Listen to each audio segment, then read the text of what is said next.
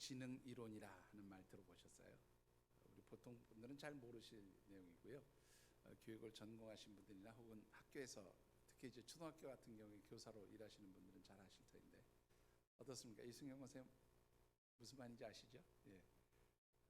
우리 보통 이제 우리 사람을 지능 지수를 가지고 이렇게 평가를 한 것이 있었죠. 옛날에는 보통 여러분들 지능 지수 하면 제일 먼저 떠오르는 게 뭡니까?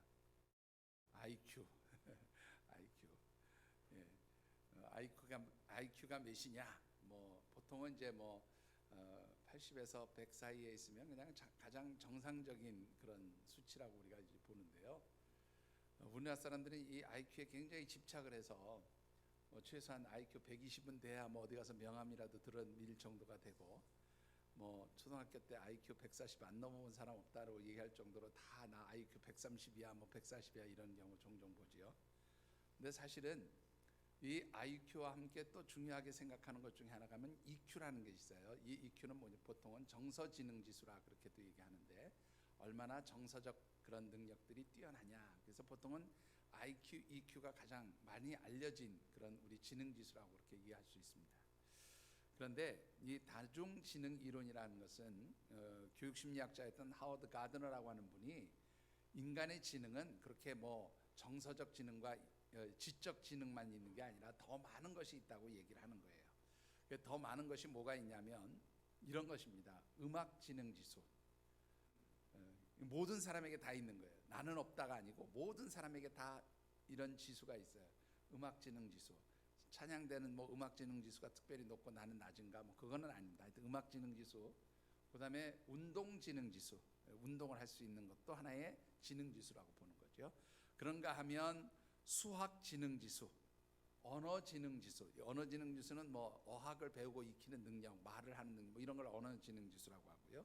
그다음에 공간 지능 지수, 그리고 대인관계 지능 지수인데 이거는 보통 사회 지능 지수라고도 얘기를 합니다. 그런가 하면 자기 이해 지능 지수, 자연 탐구 지능 지수, 실존 지능 지수. 여러분들이 들으면 도대체 뭔 말이야 이렇게 생각하실 터인데 하여튼 이런 지능 지수가 있다고 얘기를 했어요. 그리고 이런 지능 지수가 골고루 다 발달하면 특별히 더 똑똑하고 뛰어난 사람이 되겠지만 그렇다고 해서 이 9개의 지능 지수에다가 IQ하고 EQ까지 합하면 11개의 지능 지수가 다 발달할 수는 없다는 거죠. 어떤 특정한 분야가 발달하면 그 분야에서 더 뛰어난 능력들을 나타내기도 한다. 예를 들면 음악 지능 지수가 높은 사람은 음악가로서 아주 뛰어난 그런 재능을 발휘하기도 한다. 그런 내용의 이야기입니다. 자, 이 이론이 나온 것은 1983년도의 일이었어요. 하워드 가드너라고 하는 교육심리학자가 이제 이런 주장을 했는데요. 최근에 여기에다가 하나가 더 나왔어요. 뭐가 그렇게 많이 나와? 그렇게 생각하실 터인데 이른바 SQ라는 게 나왔습니다. SQ. 자, SQ는 뭘까요, 여러분들? SQ. 이 SQ를 보통 여러 가지로 얘기하는 사람들이 있는데요. 어떤 학자들은 성적 지능 지수다 이렇게도 얘기를 하는데 이거는 좀 그렇지 않고요. 또 SQ, 사회적 지능 지수도 SQ라고 보통 얘기하는데 지금 제가 말씀드리는 이 SQ는요. 뭐냐면 영적 지능 지수예요. 이 S는 spiritual, 영적인 것을 나타내는 지능 지수다 그러는데 이것은 누가 주장했는가 하면 미국의 정신과 의사였던 데이비드 호킨스 박사라고 하는 분이 주장한 내용인데요. 그분은 자신의 저서인 의식혁명이라는 책에서 이런 이야기를 합니다. 뭐라고 얘기하냐면 모든 인간은 전인적인 존재이고 영적인 존재이기 때문에 행복한 삶을 살아가기 위해서는 영성 지능을 개발해야 한다는 거예요. 영적 지능 지수를 개발해야 되는데 이 영적 지능 지수를 개발하지 못하면 영적 존재인 인간은 절대로 행복해질 수 없다. 그렇게 말을 하고 있어요. 자, 여러분들은 영적 지능 지수가 높으신 분들이라고 생각하십니까? 아니면 영적 지능 지수가 높지 않다고 생각하십니까? 해보지를 않았으니까 내가 영적 지능 지수가 높은지 낮은지 잘 모르시겠죠. 재미있는 것은요, 한 연구 결과를 보면 우리 한국 사람들은 일반적으로 영적 지능 지수가 굉장히 높은 사람들로 나옵니다. 아마 여러분들도 높을 거라고 생각이 되어지는데 자, 그러면 여기서 이제 제가 여러분들에게 한 가지 물어보고 싶은 게 있어요. 이 데이비드 호킨스 박사가 말한 것처럼 여러분들은 자신이 영적 존재라고 믿으시고 또 그렇게 인정하십니까? 자신들이 없으신가? 몰라서 대답을 안 하시는가? 다시 한번 묻겠습니다. 여러분들은 자신이 영적인 존재이고 또 영적인 존재로 살아가고 있다는 것을 믿고 아십니까? 예. 꼭 이렇게 좀 한번 목사가 뭐라고 해야 꼭 아멘 소리가 나와요. 그죠? 성경에 보면 우리 인간은 영적인 존재라고 그렇게 분명히 말씀을 하고 있습니다. 제 말이 아니고 그렇게 성경에 기록하고 있어요. 자, 어디에서 그런 기록이 있습니까? 창세기 2장 7절의 말씀을 같이 한번 읽어보실까요? 창세기 2장 7절입니다.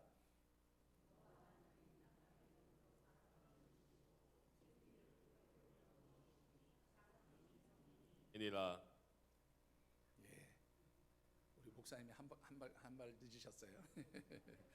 자, 여기 보시면 창세기 2장 7절의 말씀은 하나님께서 태초에 천지를 창조하실 때에 제일 먼저 여러 가지 만물들을 만드시고 이제 뭐 빛과 어둠을 나누시기도 하고 뭐 이렇게 쭉 만물들을 만드신 후에 가장 마지막 날 하나님께서 흙으로 인간을 만드셨죠. 그런데 하나님께서 하나님의 형상으로 그 사람을 만드셨는데 흙으로 사람을 빚으셨어요. 하나님께서 처음에 사람을 빚어 놓으셨을 때는 아직 살아있는 존재가 아니었다 그렇게 말씀하는 거죠. 근데 이 흙으로 빚은 사람의 코에 생기를 불어넣었더니 뭐가 되었어요? 생령이 되었다. 살아있는 영적 존재가 되었다 그런 말이에요. 네. 그러면 하나님께서 불어넣으신 생기라는 것이 뭘까? 이 생기라는 말을 히브리어로는 뭐라고 하는가 하면 니시마트 하임이라는 단어를 써요. 니시마트 하임. 여러분들이 히브리어까지 알 필요는 없고요. 이 니시마트 하임이라고 하는 말은 무슨 뜻인가 하면 생명의 기운 그런 뜻도 있고요. 또 그냥 단순하게 숨, 우리가 숨을 쉬다 할 때 나오는 그 숨이라는 말로 그렇게 사용하기도 합니다. 그러니까 하나님께서 흙으로 사람을 빚으시고 하나님께서 숨을 후 불어넣으시니까 그 사람이 살아있는 영적인 존재가 되었다 그렇게 말하고 있어요. 도대체 이 숨이라는 게 뭐냐? 이 숨이라는 것을 신약성경에 보니까 예수님이 아주 분명하게 말씀해 주시는데 특별히 요한복음 20장 22절 말씀도 한번 같이 읽어보시죠. 이 말씀을 하시고 그들을 향하사 숨을 내쉬며 이르시되 성령을 받으라. 자, 예수님께서 부활하시고 제자들을 만나신 후에 제자들에게 주님이 숨을 후 내쉬면서 뭐라 그래요? 무엇을 받으라? 성령을 받으라 그렇게 말씀합니다. 그러니까 이 숨이라고 하는 것은 곧 성령, 곧 하나님의 영이다 그렇게 말씀드릴 수가 있죠. 그러니까 우리에게 주어진 것은 곧 하나님의 영이 우리 가운데 들어옴으로 인해서 우리가 살아있는 영적 존재가 되었다 그렇게 성경은 기록하고 있어요. 그렇기 때문에 여러분들 오늘 저와 여러분들은 이 데이비드 호킨스 박사의 말이 아니라도 하나님 말씀의 무슨 존재라고요? 영적 존재라 그렇게 말씀하고 있는 줄 믿으시기 바랍니다. 자, 그런데요, 우리의 가정은 그러면 어떤 가정일까요? 우리의 가정은 어떤 가정이 되어야 할까요, 여러분들? 자, 우리의 가정도 영적 공동체예요. 왜 영적 공동체인가 하면 우리를 하나님이 어떤 존재로 만드셨다고요? 영적인 존재로 만드시고 이 영적인 존재로 만드신 우리 사람들을 하나님께서 처음으로 짝을 지어서 만들어 주신 것이 바로 가정이에요. 그죠? 아담과 하와를 만드시고 그 아담과 하와를 짝을 지어서 만드신 첫 번째 하나님이 세상에 만들어 놓으신 가장 첫 번째 공동체가 뭐냐면 가정이라고 하는 공동체예요. 그러니까 영적인 사람들을 하나님께서 영적으로 묶어주신 것이 바로 가족 공동체인 거죠. 그러니까 우리의 가정은 곧 무슨 공동체예요? 영적 공동체라 그렇게 말씀을 드릴 수가 있습니다. 중요한 것은 하나님께서 우리에게 이렇게 만들어주신 영적 공동체 우리의 가정이 영적 공동체로서 어떻게 하면 하나님의 축복을 받는 가정이 될 수 있을까? 이게 굉장히 저는 중요하다고 생각합니다. 그래서 가정의 달에 묵상하는 말씀의 주제를 이렇게 한번 정해 보았어요. 같이 한번 말씀을 우리 읽어보시죠. 주제 말씀을 읽어보시죠. 제가 오늘 떼겠습니다.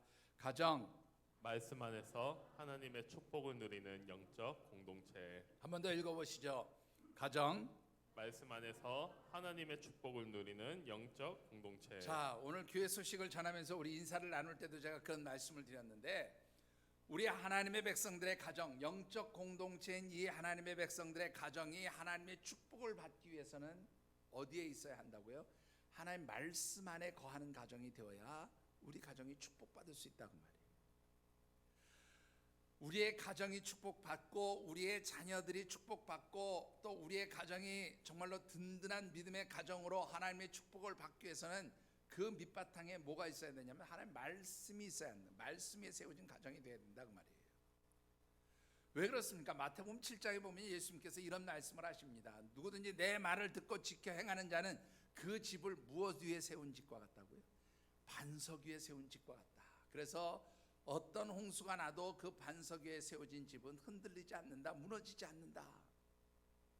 그러나 내 말을 듣고 지켜 행하지 아니하는 자들은 어떻다고요? 마치 모래 위에 세워진 집과 같이 홍수가 날 때, 즉 힘들고 어려운 일이 생기면 그 집이 무너짐이 심하리라. 그 가정이, 그 삶의 자리가 무너지게 될 것이다.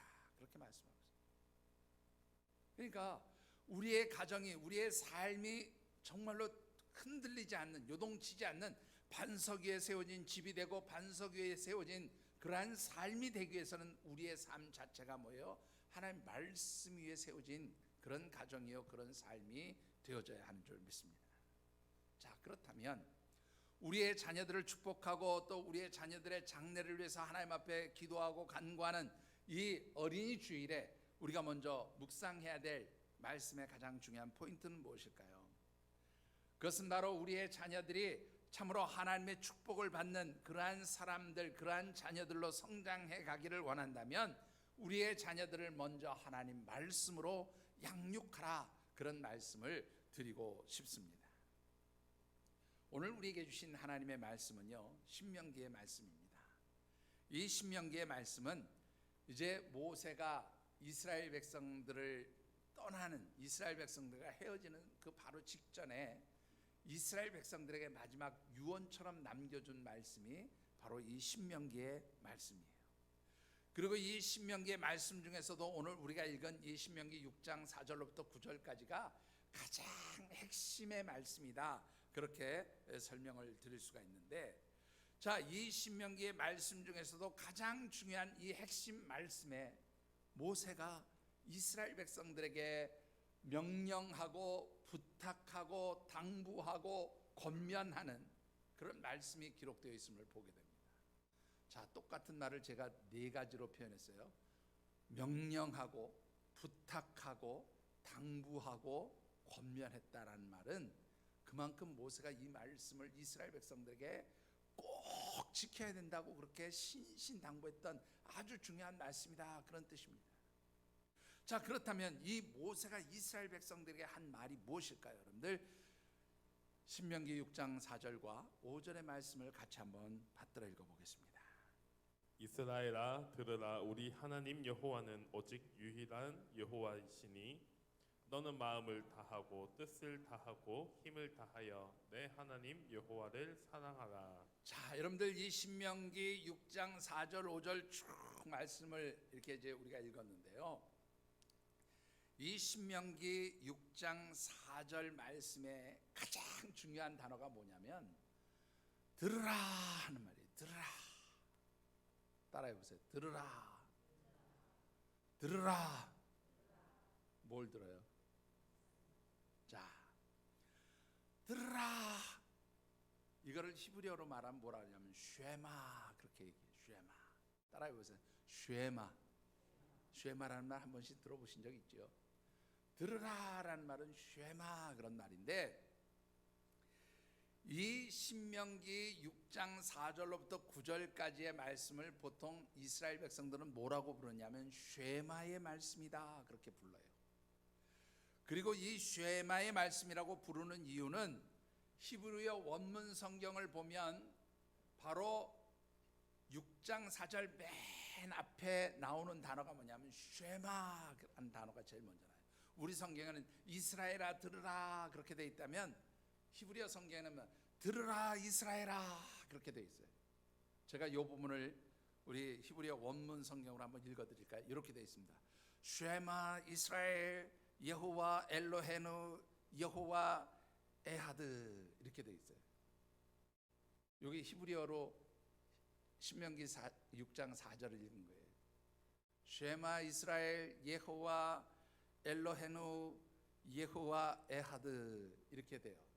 이게 무슨 말이냐면 이스라엘아 들으라 우리 하나님 여호와는 오직 한 분이신 하나님 여호와이시다 그런 말이에요. 이 말을 다른 말로 바꾸면 이스라엘 백성들아 들으라 오직 한 분이신 여호와 하나님 그분은 우리의 하나님이신데 그 뒤에 이제 당부하는 말이 나와요. 그게 바로 무엇입니까? 5절 말씀 다시 한번 읽어보실까요? 같이 읽어봅니다. 시작. 너는 마음을 다하고 뜻을 다하고 힘을 다하여 내 하나님 여호와를 사랑하라. 마음을 다하고 뜻을 다하고 힘을 다하여 여호와 하나님을 어떻게 하라고요? 사랑하라. 여호와 하나님을 사랑하라.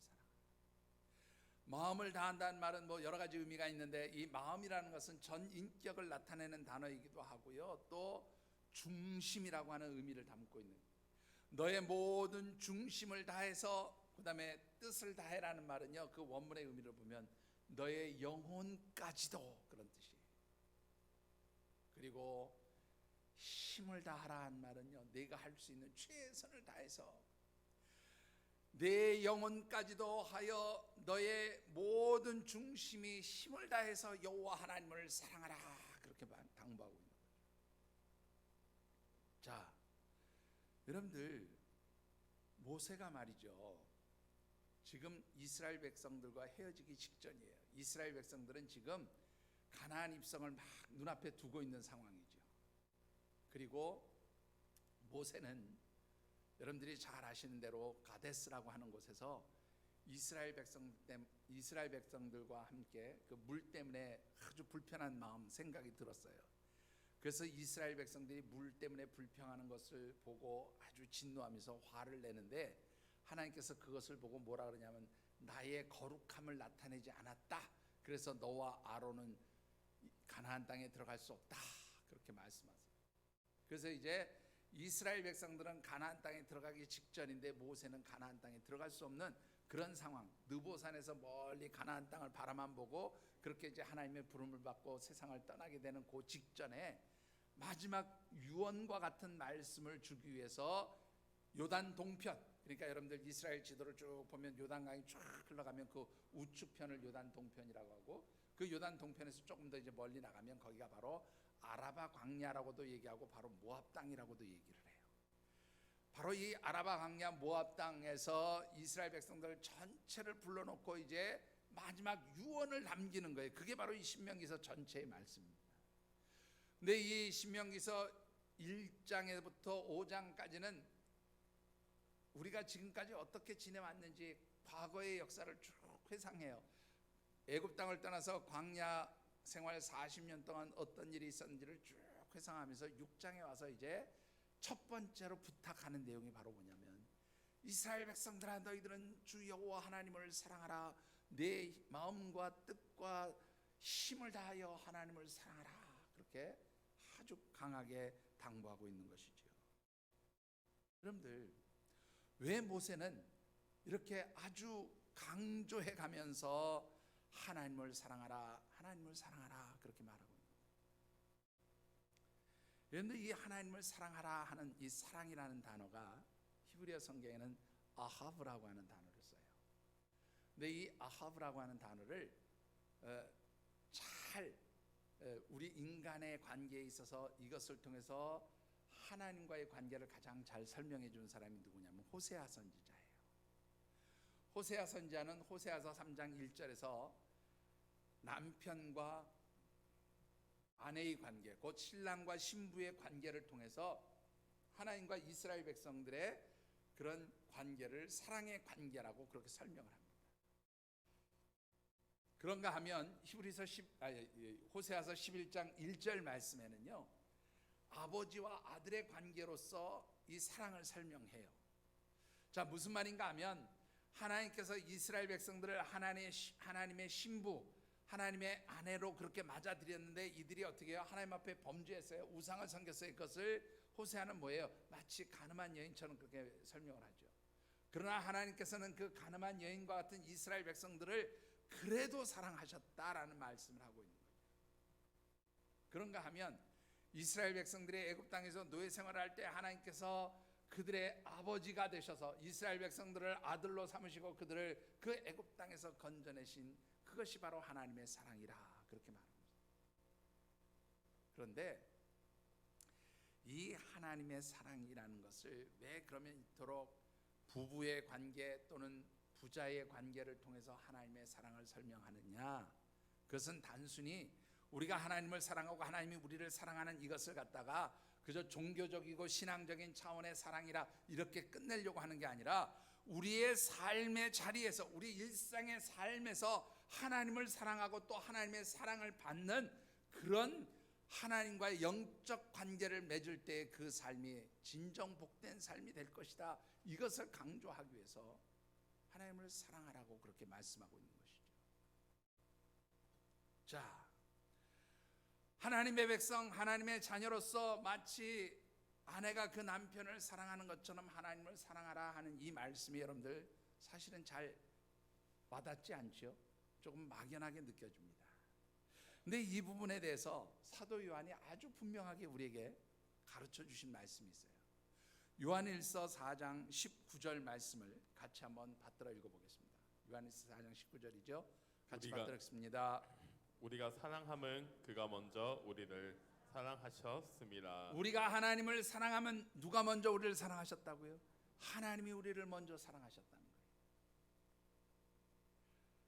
마찬가지죠. 하나님께서 이스라엘 백성들이 하나님을 먼저 사랑한 게 아니라 하나님께서 이스라엘 백성들을 먼저 사랑하셨다 그 말이에요. 그런데 여러분 한번 생각해 봅시다. 하나님이 그러면 우리를 어떻게 사랑하셨을까? 먼저 우리를 사랑하셨다 그러는데 하나님 우리를 어떻게 사랑하셨을까? 그 부분에 대해서 요한일서 4장 10절에는 또 이렇게 말씀하고 있습니다. 같이 한번 읽어보시죠.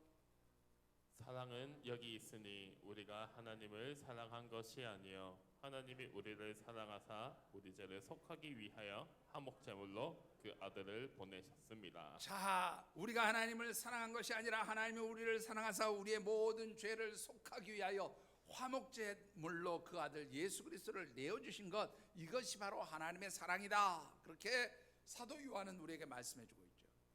그리고 이 부분에 대해서 사도 바울은 또 뭐라고 얘기합니까? 로마서 5장 8절 말씀을 보니까 우리가 아직 죄인 되었을 때에 그리스도께서 우리를 위하여 죽으심으로 하나님께서 우리에게 대한 자신의 사랑을 확증하셨느니라.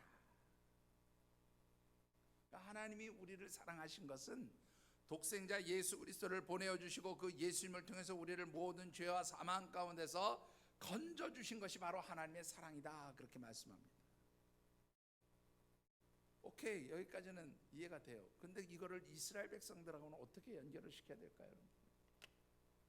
여러분들 다시 우리가 거슬러 올라가 보시죠. 구약시대로 거슬러 올라가면 우리는 죄와 그러한 모든 악에 의해서 죄악 가운데 우리는 노예가 되고 사단의 종노릇하는 그런 존재들이었다면 이스라엘 백성도 어디에서 종노릇했어요? 애굽 땅에서 400년 동안 종살이를 하고 있었어요. 아주 고통 속에 있었습니다. 근데 어느 날 하나님께서 그의 종 모세를 이스라엘 백성들에게 보내시고 그들을 그 모든 종살이 노예 생활에서 건져내시기 위해서 여러 가지 하나님의 기적들을 보여주시고 그것이 애굽의 백성들에게는 재앙으로 임하게 되는데 마지막 이 애굽에 내린 10번째 재앙, 여러분들이 잘 아시죠? 바로 애굽의 모든 장자들을 죽이시는 그런 하나님 재앙을 내리세요. 근데 이 애굽에 내린 이 하나님의 죽음의 재앙, 장자들이 모두 죽는 이 재앙에서 이스라엘 백성들이 벗어나게 되는데 어떻게 벗어납니까? 여러분들 잘 아시는 대로 유월절에 어린 양을 잡아서 그 피를 문설주에 딱 바르니까 어떻게 해요? 하나님께서 그 죽음의 사자가 뛰어넘어가게 하셨죠. 이 이스라엘 백성들을 뛰어넘게 하셨어요. 그래서 유월절이 뭐예요? 하나님께서 뛰어넘었다, 지나가셨다 그 말이에요. 영어로는 패스오버예요. 하나님 넘어가셨다 그 말이에요. 무엇을? 죽음의 권세를 이스라엘 백성들에게 임하지 않게 하시고 넘어가게 하셨다. 그리고 그 결과 이스라엘 백성들이 애굽 땅에서 종살이로 살아가는 것이 아니라 구원받은 하나님 백성, 하나님의 자녀들로 살아가게 되었다라는 거예요.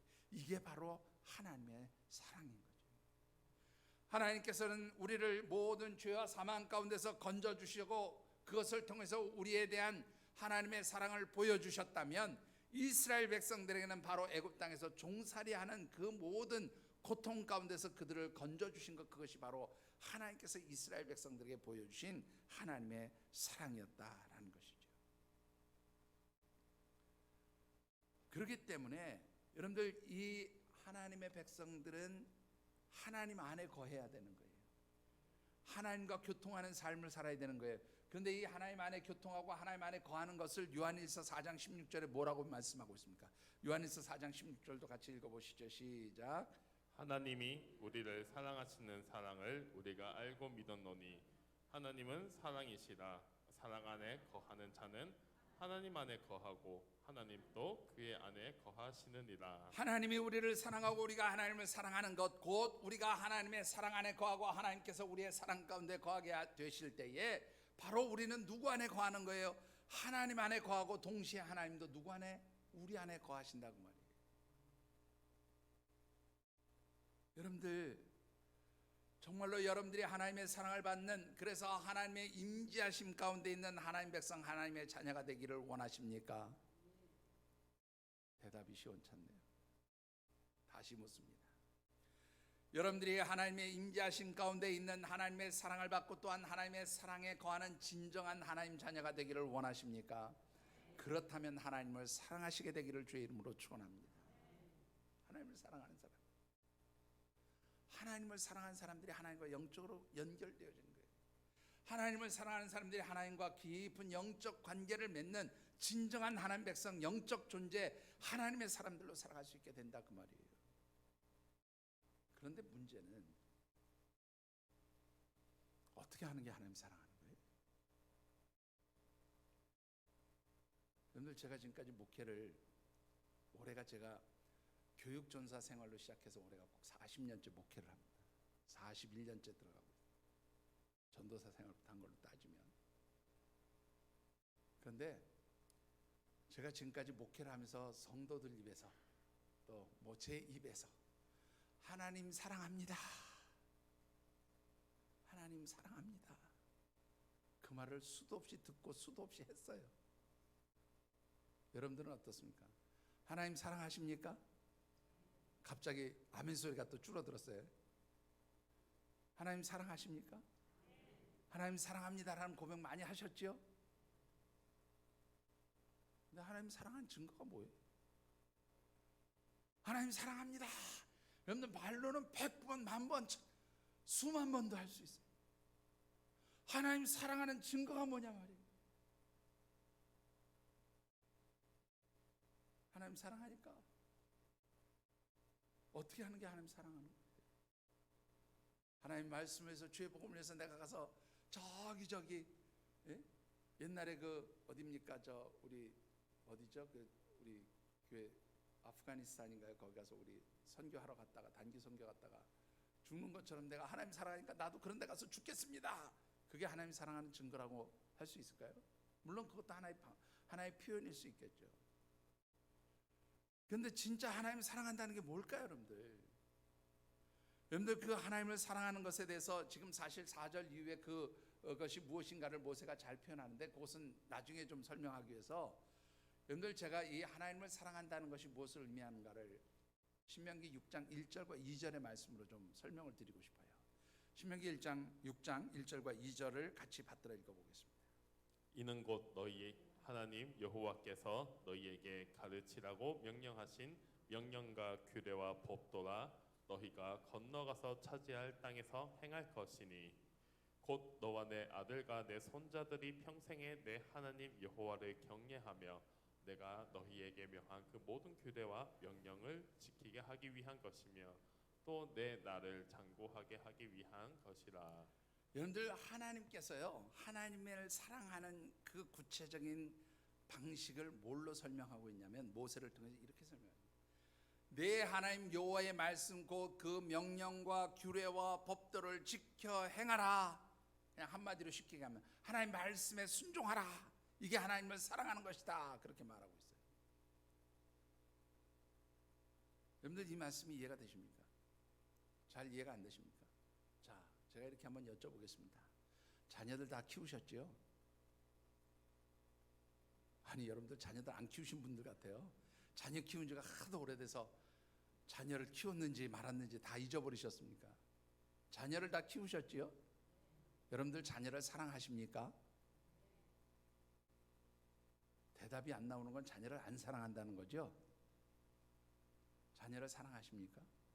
그러면 자녀들도 여러분을 사랑하십니까? 이건 소리가 더 적어졌네요. 여러분들 자녀가 부모를 사랑한다는 증거는 어떻게 나타납니까? 내 자녀가 나를 사랑한다는 증거가 뭐예요, 여러분들? 어떤 때 여러분들이 내 자녀가 나를 사랑하는구나 그렇게 느낍니까? 뭐니 해도 현찰 머니 갖다 줄 때? 아니면 뭐 머니는 좀 그러니까는 상품권 갖다 줄 때? 그때 자녀가 나를 사랑한다고 느끼십니까? 사실 부모가 내 자녀가 나를 사랑한다는 것을 느끼는 때는 언제냐면 자녀가 내 말에 순종할 때예요. 그렇지 않습니까? 부모의 말에 순종하는 자녀를 보면 제가 나를 사랑하는구나 이렇게 느끼는 거죠. 제가 저희 집안 얘기지만 그냥 양해하고 들으십시오. 얼마 전에 저희 동생이 잠깐 왔다 간 거 아시죠? 동생이요 저한테 한 말이에요. 형 나 죽겠어. 왜? 저희 아버님이 이제 거의 90을 바라보신 나이입니다. 그러니까 지금 올해가 어떻게 되셨나요? 88세인가요? 하여튼 그래 되셨는데 저희 아버님이 원래 목사가 되기 전에 그 사진 전문가이셨어요. 여러분들 잘 뭐 아시는지 모르겠는데 옛날 우리 어르신들은 영화관에 가면 대한뉴스 이러고 나오는 거 있죠. 그럼 거기에 보면 꼭 대통령 나오는데 이승만 대통령 나와요. 그죠? 기억나십니까? 기억 안 나세요? 예. 대한뉴스 해가지고 이승만 대통령 얘기가 쫙 나와요. 영화관에 뉴스로 나와요. 그 이승만 대통령 사진 필름이 거의 다 저희 아버님 작품입니다. 옛날에 그 문화공보부라고 하는 곳에서 대통령 카메라맨, 대통령만 전문으로 찍는 영화 카메라맨이었어요. 우리 아버님 목사 되기 전에 잘 나갔던 분입니다. 그래서 여러분들은 상상도 못할 일이 저희 집에서는 있었는데요. 그 벌써 몇 년도입니까? 그 오랜 옛날에 저희 아버님 어머님 결혼식 그 사진 전체 그 결혼식 과정이 16mm 영화 필름으로 만들어져 있었어요. 네. 그 시대에 영화 필름으로 아버지 어머니 결혼식 하는 장면을 전부 볼 수가 있었어요. 저는 태어나지도 않았을 때잖아요. 네?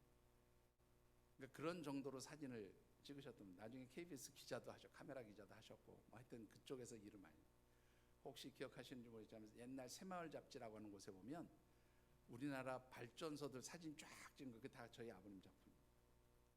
그러니까 사진을 굉장히 좋아하셨는데 목사하면서 이제 그 사진 찍는 걸 다 중단하셨죠. 은퇴하시더니 이제 다시 당신이 좋아하는 거 사진 찍는 일을 다시 시작하시는데 사실 어머니 돌아가시고 나서 한동안 이분이 아무것도 안 하고 넉넉한 모습으로 그렇게 좀 생활을 하셨어요. 그러다가 한 1년 지나고 나니까 이제 다시 회복을 하시면서 다시 요즘 사진을 찍기 시작을 하시는데 제가 이렇게 설명을 드리냐면 90을 바라보는 나이잖아요. 내 동생에게 뭐라고 해야 야, 너 이번에 가면 그동안 내가 쓰던 카메라 이거 갖다가 팔고 어떤 카메라를 하나 좀 사다 주면 좋겠다 한국에서. 그러고 부탁을 했다는 거예요. 우리 아버님 쓰시던 카메라가 절대 싸구려 카메라가 아닙니다. 지금도 한국 와서 딱 파니까 얼마 줬냐면 60만 원 받았대요. 우리 동생 중고로 팔았는데 60만 원 받았대요. 여러분들 싸구려 카메라 아니라는 거 짐작하시겠죠? 그런데 거기에다 돈을 보태서 100몇십만 원짜리 카메라를 사오라 그래서 우리 동생이 갔더니 그 카메라 파는 가게 주인이 도대체 누가 쓰시는 건데 이거 가장 최신 기종이고 가장 비싼 거고 누가 쓰시려고 이거를 사오라고 그래요? 미국에서 더군다나 그렇게 묻더라는 거예요. 이거보다 조금 더 싸고 이런 것도 있는데 꼭 이걸 사셔야 됩니까? 여러분 한번 생각해 보세요. 90이 다 되신 할아버지가 사진을 찍으면 얼마나 찍겠다고 가장 최신 기종 가장 비싼 거를 사오라 하겠냐 이거예요. 그리고 동생이 생각하면 막 답답한 거예요. 여러분들 같으면 무슨 생각하겠어요? 우리 누구한테 한번 물어볼까요? 혁수 형제, 우리 신장로님이 90이 다 되는 나이가 되셨을 때, 야 내가 좋아하는 이거 사와라. 근데 이게 아이고 우리 아버님 쓰셔도 될라나 어쩔라나 그럴 때 사오라 그러면 그래도 사다 드릴 거죠? 장로님 저한테 밥 사셔야 됩니다. 예? 예, 확실한 약속 받았죠? 예? 이 하나님 앞에서 아멘 했으니까 장로님 앞으로 뭐든지 구하십시오. 예. 왜 아멘 했어요? 받아야 되니까 자녀에게 하는 걸 보여주기 위해서. 그건 뿐입니까? 예? 자녀에게 내가 아버지한테 어떻게 했으니까 너도 나한테 이렇게 해라 그걸 보여주기 위해서. 근데 그것보다 더 중요한 건 뭐예요? 아버지를 사랑하기 때문에.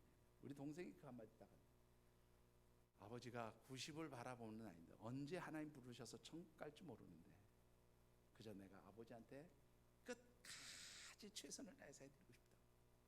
끝까지 최선을 다해. 그게 순종인 거예요. 왜? 사랑하기 때문에. 여러분들 자녀가 부모를 사랑한다는 것은 다른 말로 표현하면 말씀에 순종하는 거예요. 여러분들이 하나님을 사랑하는 것은 다른 게 아니에요. 하나님 말씀에 순종하면서 사는 거예요. 제 말이 아니고요. 예수님이 그렇게 말씀하셨어요. 여러분들 요한복음 14장 21절과 24절 한번 읽어보시자고요. 같이 한번 읽어보십시다. 시작. 나의 계명을 지키는 자라야 나를 사랑하는 자니. 거기까지. 나의 계명, 하나님의 말씀, 하나님의 계명을 지키는 자가 곧 나를 사랑하는 자니. 24절 보시죠. 뭐라고 되어 있나? 나를 사랑하지 아니하는 자는 내 말을 지키지 아니하나니. 끝까지 읽어주세요. 왜 거기 너희가 듣는 말은 내 말이 아니요 나를 보내신 아버지의 말씀이니라. 나를 사랑하지 아니하는 자는 내 말을 지키지 아니하니. 내 말은 누구의 말이라고요? 나를 보내신 하나님 곧 아버지의 말씀이다. 예수님 그렇게 말씀. 여러분들이 하나님을 사랑하십니까? 하나님을 사랑한다면 여러분들 하나님 말씀에 순종하는 삶을 살아야 돼요. 그게 바로 내가 하나님 사랑하는 증거예요. 그런데 이제 여러분들이 이쯤 되면 궁금증이 하나 생긴 게 마땅하죠. 아니 뭐 자녀들을 축복하는 그런 주일이라며, 자녀들을 하나님 말씀으로 양육하라며, 그런데 왜 지금 엉뚱한 얘기 자꾸 하고 계세요? 이 말씀이 오늘 우리와 우리 자녀들에게 어떤 의미가 있는 말씀인지 그걸 얘기해 주세요. 이제 그 말씀을 드리려고 그래요. 이 말씀이 오늘 부모된 우리 조부모님, 할아버지, 할머니 된 우리 성도님들에게 어떤 의미의 말씀으로 주어지느냐라는 거예요. 여러분들 먼저 이 말씀을 통해서 우리의 자녀들을 하나님 말씀대로 양육하기 위해서는 부모된 우리가 먼저 해야 될 일이 있어요. 그게 무엇입니까? 여러분들 6장 6절의 말씀을 같이 받들어 읽어보시죠. 오늘 내가 내게 명하는 이 말씀을 너는 마음에 새기고. 죄송합니다. 오늘날 내가 너에게 명한 이 말씀을 너희는 어디에 새기라고요? 마음에 새기라. 마음에 새긴다는 것은요, 단순히 십계명을 돌비에 하나님이 새겨서 주셨잖아요. 그죠? 그런 것처럼 너희 마음의 비석에다가 새겨라. 이 얘기가 하나님 주신 말씀을 잊지 말고 기억하라. 단순히 그런 뜻이 아니에요. 여기서 말씀에 새기라, 마음에 새기라 이 말은요, 이 마음은 곧 우리의 전 인격이라고 그랬잖아요. 우리의 전 인격을 통해서 그 하나님 말씀대로 살아가기를 몸부림치라는 거예요. 너희들의 전 인격을 통해서 하나님 말씀대로 살아가는 모습들이 나타나게 하라, 그 말입니다. 조금 더 바꿔서 말씀드릴까요? 내가 살아가는 그 삶의 모습을 통해서 그 말씀을 붙들고 말씀대로 살아가는 그 말씀을 통해서 내 삶이 무엇을 나타내는 삶이요? 말씀의 향기가 나타나는 삶이 되어야 된다, 그 말이에요. 여러분들이 매일매일 살아가는 삶을 보면서 세상 사람들이 야, 저 사람 진짜 예수 믿는 사람이야, 진짜 저 사람은 하나님 말씀대로 살아가는 사람이야, 말씀의 향기가 나타나야 된다, 그 말이에요.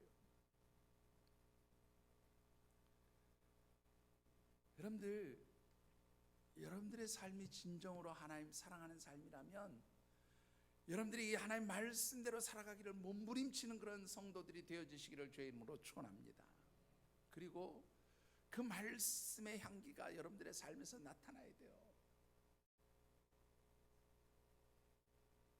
그리고 이런 말씀의 향기가 나타나는 부모님 혹은 조부모님이라면 이분들에게 꼭 해야 될 것이 있어요.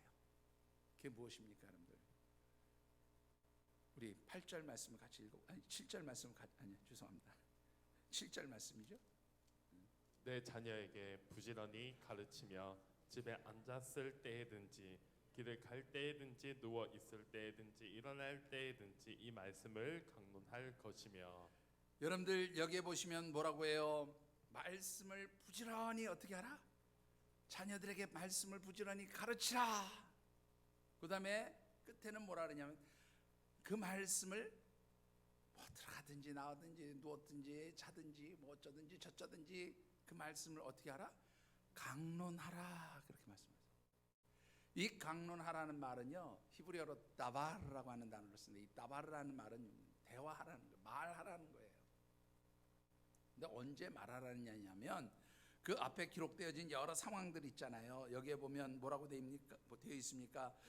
앉았을 때든지 길을 가든지 누워 있을 때든지 일어날 때든지, 이건 모든 환경과 상황 속에서 꼭 일상의 삶에서 늘 자녀들과 무엇을 얘기하라는 거예요? 하나님 말씀대로 살아가는 것을 이야기하라고 말이에요.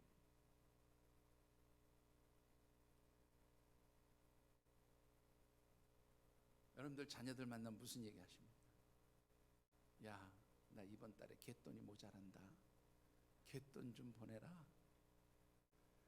야, 내가 이렇게 아파서 죽겠다, 병원비 좀 보내라.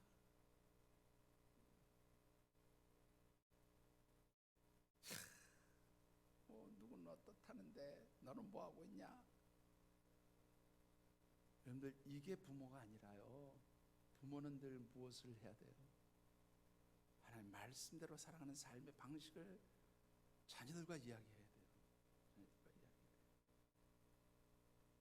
제가 집안 자랑하는 것 같아서 좀 죄송한데, 제가 제일 사실은 기도 제목 중에 하나가 우리 아들이었어요. 이 아들이 보통 성질이 아니에요. 누구를 닮았는지 하여튼 보통 성질이 아니에요. 그래가지고 뭐 하면은 그냥 이 녀석이 하여튼 너무 많이 바뀌었어요. 매일 아침 그 큐티를 올려요. 매일 아침 저희 그 가족 단톡방에 큐티를 올리는데, 제가 지난번에도 그런 말씀드려요. 요새 그 아들 큐티를 보면서 제가 은혜를 받아요. 저는 사실은 좀 그냥 얘기 안 하고 그냥 읽고, 그래 이 녀석이 이렇게, 어떤 때는 이제 아들하고 통화를 가끔 할 때가 있으면 아들이 물어봐요. 아빠 뭐 내가 이런 문제 가지고 고민하는데 어떻게 생각하세요? 뭐 이런 정도 얘기는 하는데, 사실 매일 그 큐티에다 코멘트는 안 해요. 근데 저희 집사람이 계속 코멘트를 해줘요. 이렇게 됐으면 좋겠다, 네가 고백한 대로 그렇게 살았으면 좋겠다. 근데 여러분들 정말로 자녀들과 세상적인 이야기, 무슨 돈 이야기, 세상에서 출세하는 이야기, 이런 얘기가 아니라 믿음의 이야기, 신앙의 이야기, 말씀의 이야기를 하는 부모님들이 되어지시기를 주님의 이름으로 축원합니다. 그게 바로 하나님 기뻐하시는 자녀 양육의 방법인 거예요. 여러분들 왜 모세는 이토록 그 이스라엘 백성들과 그의 후손들에게 하나님 말씀대로 살아라, 하나님의 명령과 규례와 법도를 지켜 행하라, 그것이 하나님을 사랑하는 것이다, 왜 그렇게 강조하고 있을까요? 그 이유가 신명기 6장 2절에 아주 분명하게 나타납니다. 신명기 6장 2절도 같이 읽어보시죠. 신명기 6장 2절입니다. 예, 우리 영상이 좀 컴퓨터가 오래돼가지고 튀어서 잘 안 떠서 그런가 봐요. 신명기 6장 2절입니다.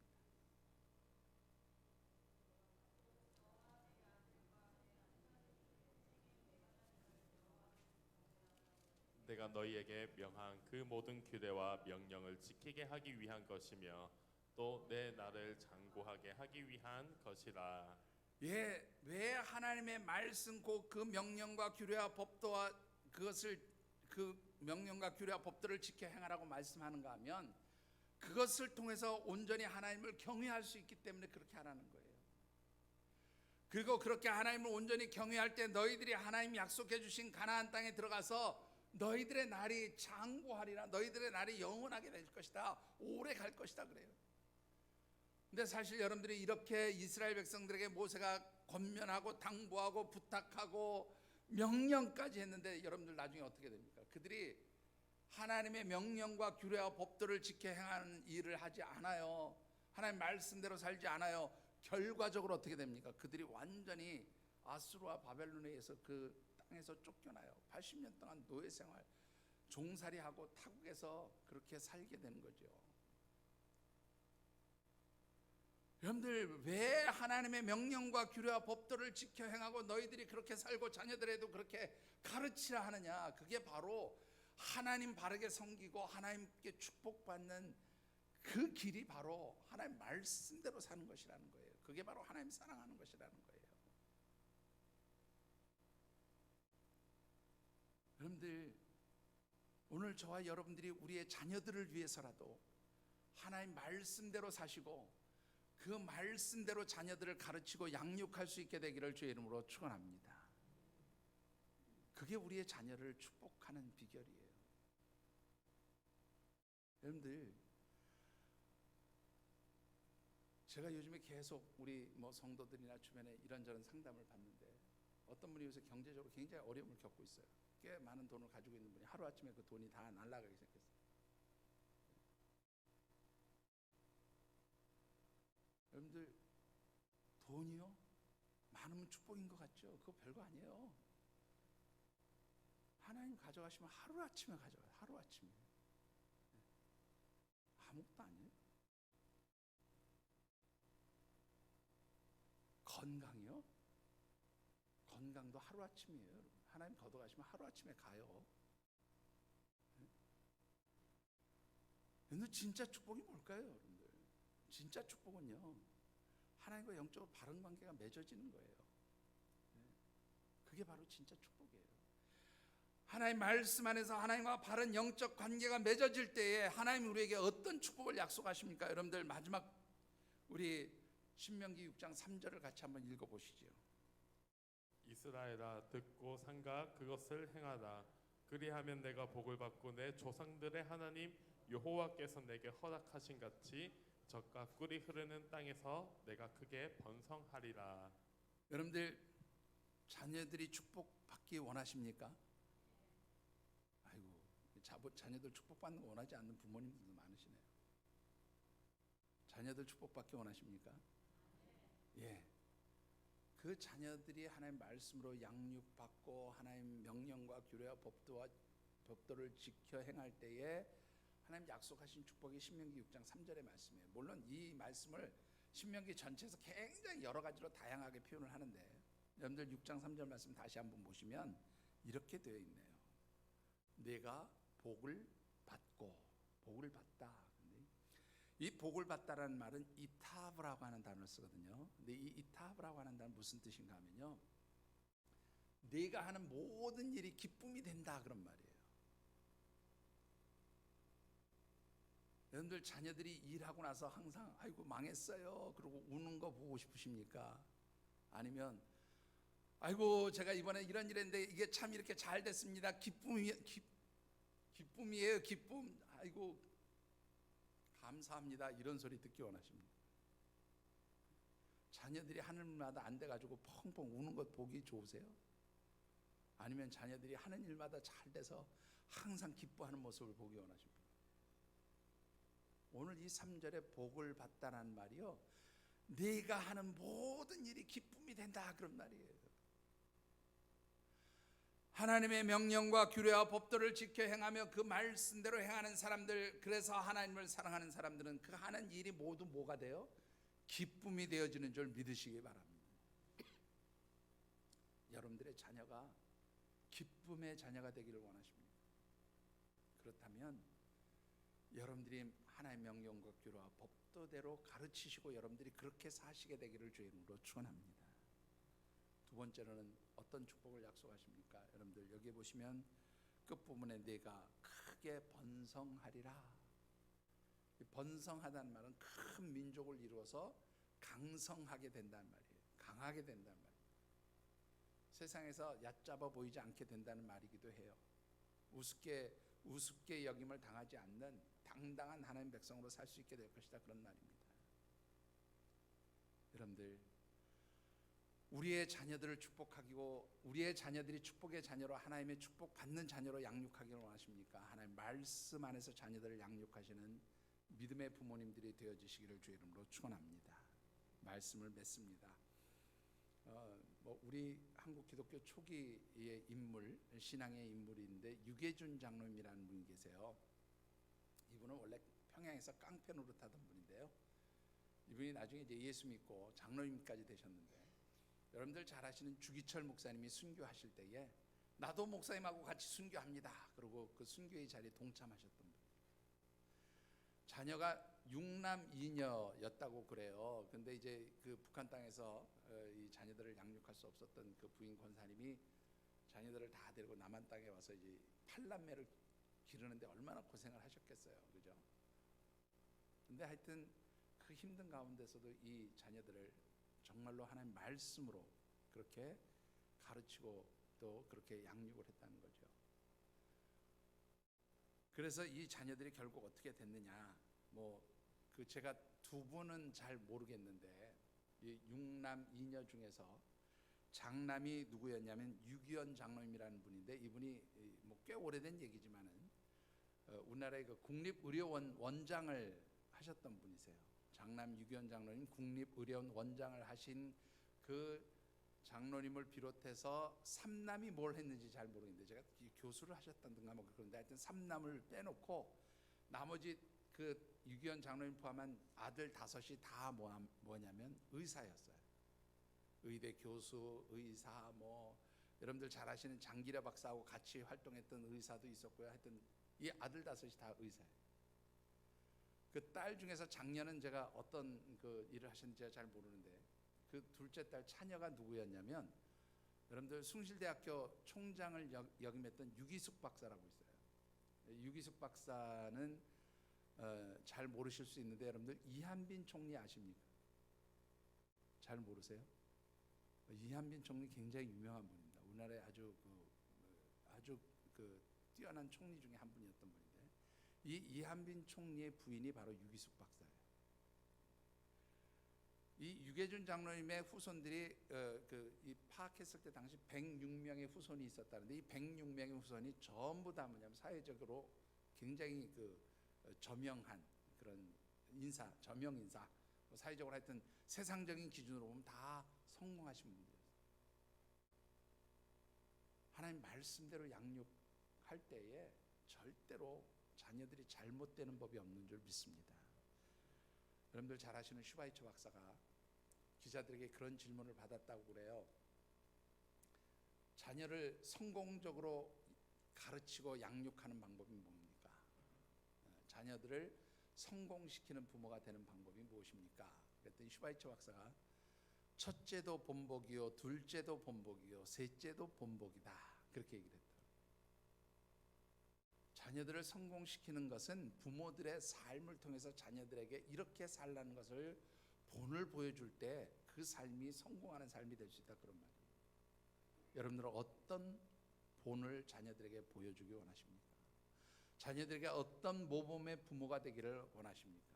여러분들의 삶이 하나님의 말씀대로 살아가는 그런 삶이 되어지시고, 그런 삶을 보면서 자녀들도 하나님 말씀대로 살아가는 자녀들이 되어지시기를 주의 이름으로 축원합니다. 그래서 우리의 가정이 말씀 안에서 축복받는 그런 믿음의 가정 되어지기를 주님의 이름으로 축원합니다. 기도하겠습니다. 오늘 주신 언약의 말씀 붙들고 우리 각자 결단하며 기도하는 시간 같습니다. 하나님, 우리의 자녀들을 무엇으로 양육하고 기르려고 했는지요? 돈으로, 세상적인 학문과 지식으로, 혹은 세상의 명예로, 세상에 출세하는 것으로 그런 가치를 심어주고 그런 가치 속에서 성공하는 사람들하고 그렇게 가르치고 말한 부모가 아니었는지 이 시간 저희들의 삶을 돌이켜봅니다. 하나님, 주시는 말씀을 붙듭니다. 이제 하나님, 우리가 세상적인 가치 기준이 아니라 하나님 말씀 안에서 하나님 말씀을 우리 삶의 가장 중요한 가치 기준으로 삼고 우리와 우리의 자녀들이 하나님 말씀대로 살아가기를 몸부림치기 원합니다. 하나님, 우리의 자녀들을 축복해 주시옵소서. 우리의 자녀들이 하나님 말씀대로 살아가는 자녀들이 되게 하시고, 하나님, 우리의 삶이 정말 하나님 말씀대로 살아가는 것을 우리의 자녀들에게 보여줄 수 있는 그런 모습이 되도록 하나님 도와주시옵소서. 우리 각자 결단하며 기도하는 시간 같습니다. 사랑의 아버지 하나님, 하나님의 오심을 갑니다.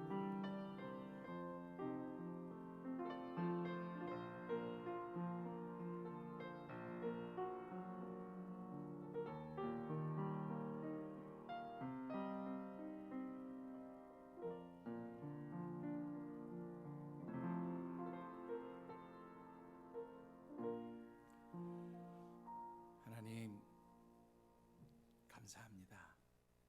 저희들에게 다시 한번 정말 하나님을 사랑하는 방법 깨닫고 알게 하시고 행하려는 결단의 마음 주셔서 감사와 찬양을 올려드립니다. 하나님 사랑하는 마음으로 저희들이 하나님 명령과 규례와 법도 곧 하나님 말씀대로 살아가는 믿음의 사람들이 되어지기를 원합니다. 말씀을 몸으로 살아내는 그러한 영적 몸부림이 있는 진정한 하나님 자녀, 하나님을 사랑하는 하나님 백성들이 되어지기를 간구하며 기도합니다. 하나님, 저희들을 도와 주시옵소서. 뿐만 아니라 우리가 이렇게 몸으로 하나님 말씀을 살아내려고 하는 그런 영적 몸부림이 우리의 자녀들에게도 삶의 모범으로 보여지게 하시고, 그래서 우리의 자녀들도 하나님 말씀을 몸으로 살아내는 하나님 말씀대로 살아가는 진정 하나님의 축복받는 믿음의 사람들로 그렇게 자라갈 수 있도록 축복하여 주시옵소서. 하나님 도우시기를 간절히 소원합니다. 하나님, 우리와 우리의 가정, 우리의 자녀들을 축복하여 주시옵소서. 도우시기를 간절히 소원하오며 예수님 이름으로 축복하며 기도드리옵나이다. 아멘.